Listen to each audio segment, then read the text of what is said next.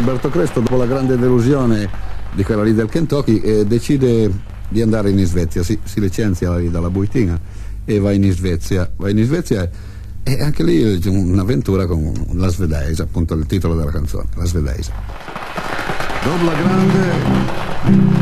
delusione provocata dal distacco di una fia ereditiera con il fare un po' bislacco, e lei presenta domanda all'ufficio competente per andare in schiena Svezia, tanta mimna frega niente, se frunet campanilismo,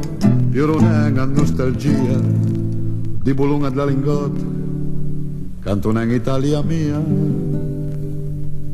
Sono andato su Umberto Cresto con una pera al posto al car, mollo i carichi penali, vanno a Svezia per carriera. Sono arrivato a Göteborg con il treno di Saldar, con le ietta grava smorta ed il labbro e sangue smorto, manca preso una biondassa, taglia lancio del martello,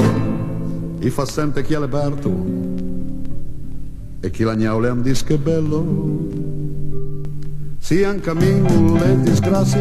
an chiamava Berto l'Urs, chi la troppo forte di pasto e mi leggermente sburs. Di ciò non voglio dire di essere un debole sessuale,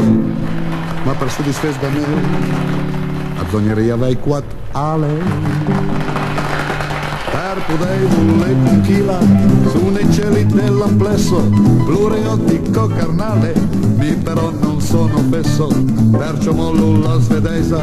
torno al toro il po' che resta, Berto il Vasco lo darà, in regalo alla sua testa, e con la testa che lo speta, nanta piola dal balù,